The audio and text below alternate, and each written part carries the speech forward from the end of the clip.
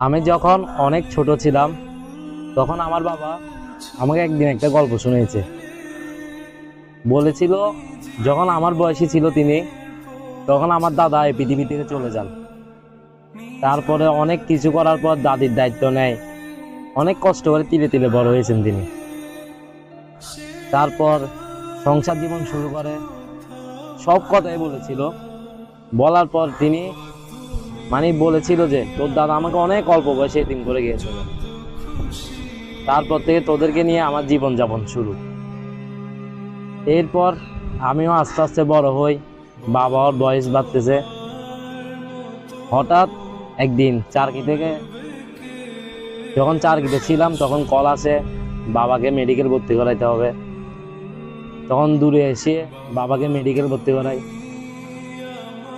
তখন থেকে চিন্তা ভাবনা শুরু, কি বাবার কথাগুলো কি আমার জীবনের সাথে ঘটে যাবে।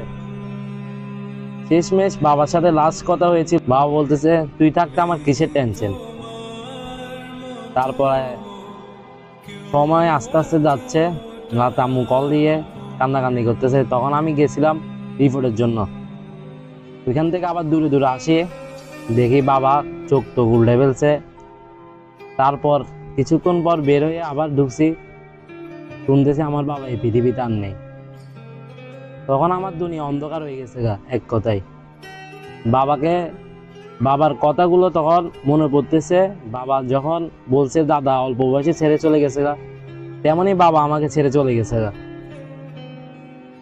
দোয়া করি আল্লাহ যেন আমার বাবাকে জান্নাতুল ফেরদৌস নসিব করুক, আর পৃথিবীর সকল বাবা মাকে আল্লাহ হায়াতে তয়্যিবা নসিব করুক, এই দোয়াই করি আমি। জানি না কত